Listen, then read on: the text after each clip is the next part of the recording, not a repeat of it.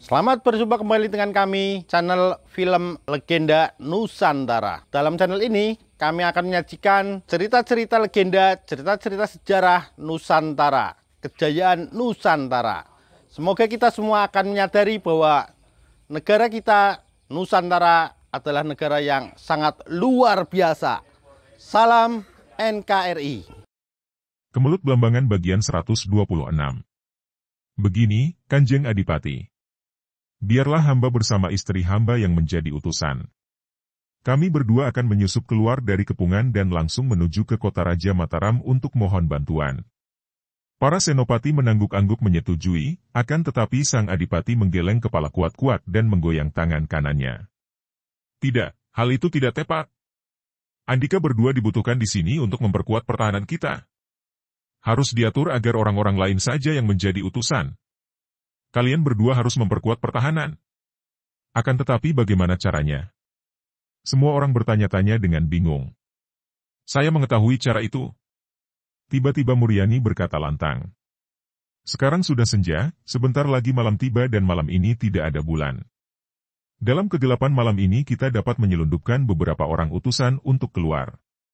Saya dan suami saya, dibantu beberapa orang yang memiliki keberanian dan memiliki kedikdayaan, akan keluar di malam gelap dan mengamuk, membuat keributan, menyerang musuh yang berada di luar. Nah, dalam keributan itu para utusan diselundupkan keluar benteng dan mengingat bahwa pihak musuh terdiri dari orang-orang Blambangan, Bali, dan Madura, maka hal ini akan memudahkan para utusan untuk membaur di antara mereka tanpa dicurigai atau diketahui. Para utusan dipilih mereka yang pandai menyamar sebagai orang Bali atau Madura. Bagaimana pendapat Andika sekalian? Plak. Sang adipati menepuk meja di depannya dan wajahnya berseri. Wah, bagus sekali siasat itu. Kakang Senopati Aryo, cepat laksanakan siasat Mas Ajeng Muryani itu. Para senopati dan jagabaya yang hadir juga merasa kagum dan mereka lalu mempersiapkan segala sesuatu untuk melaksanakan penyelundupan para utusan itu. Pertama-tama, mereka memilih dua orang yang pernah lama tinggal di Madura sehingga dapat menyamar sebagai orang Madura dengan baik, dan dua orang yang dapat menyamar sebagai orang Bali dengan baik. Mereka termasuk prajurit-prajurit setengah tua yang setia dan memiliki kecerdikan dan kedikdayaan. Malam hari itu, tepat seperti dikatakan Muryani tadi, langit tidak dihias bulan.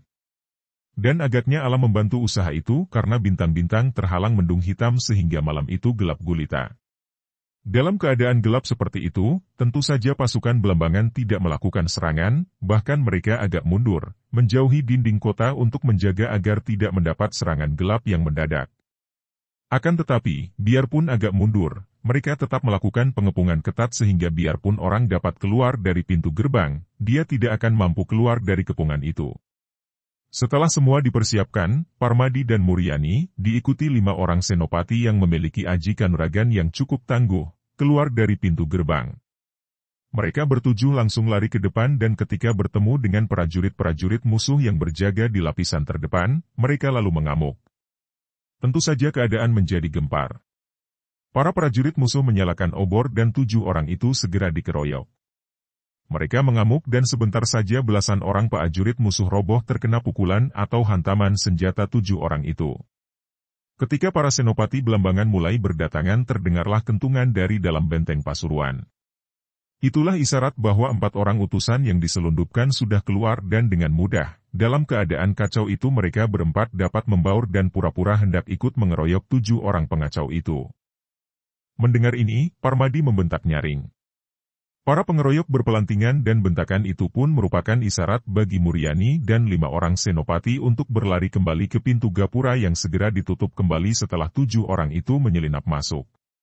Siasat itu berhasil dengan baik dan hanya ada seorang senopati yang terluka ketika terjadi pengeroyokan, luka ringan di pundaknya karena terkena bacokan golok para pengeroyok.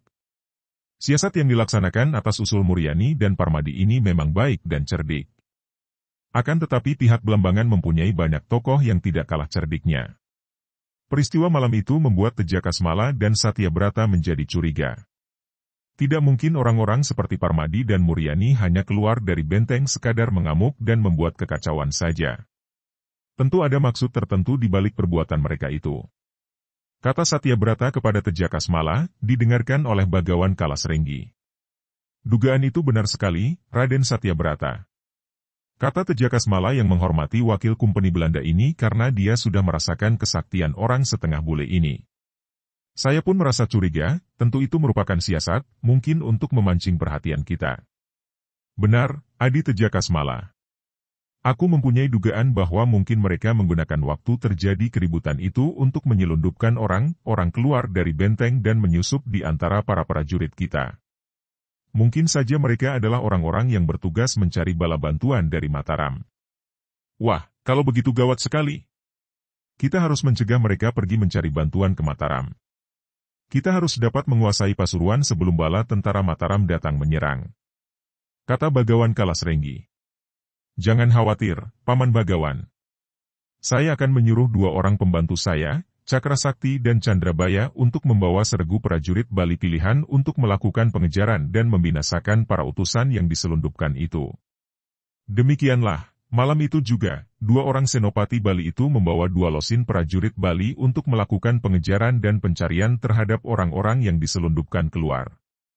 Akhirnya, pada keesokan harinya, mereka dapat menemukan 4 orang utusan Kadipaten Pasuruan itu. 4 orang itu melawan ketika hendak ditangkap dan akhirnya mereka berempat tewas dikeroyok 2 losin prajurit Bali yang dipimpin oleh Cakrasakti dan Candrabaya. Sang Adipati Pasuruan dan para pembantunya sama sekali tidak tahu bahwa utusannya yang kedua kali ini pun gagal dan terbunuh. Mereka hanya menanti sambil mempertahankan benteng kota Kadipaten Pasuruan dari serbuan yang setiap hari dilakukan musuh. Akan tetapi setiap hari mereka kehilangan banyak prajurit, apalagi ketika pihak musuh mulai mempergunakan meriam sumbangan Kompeni Belanda. Semua itu ditambah lagi dengan ransum yang mulai menipis dan semangat para prajurit menurun. Rakyat penduduk kota Kadipaten itu juga mulai gelisah dan ketakutan sehingga suasana di kota itu mulai gempar dan panik. Parmadi dan Muryani berusaha untuk membangkitkan semangat para prajurit dengan contoh perlawanan mereka yang gigih. Pada suatu malam yang sunyi setelah siang tadi mereka mempertahankan kota dari serbuan emsuh, para prajurit Pasuruan beristirahat. Hanya mereka yang mendapat giliran jaga saja yang tidak tidur. Suasana sunyi dan malam itu bulan sepotong muncul seolah melayang di antara awan tipis sepotong-sepotong. Makin larut, malam itu semakin sunyi dan udaranya amat dingin.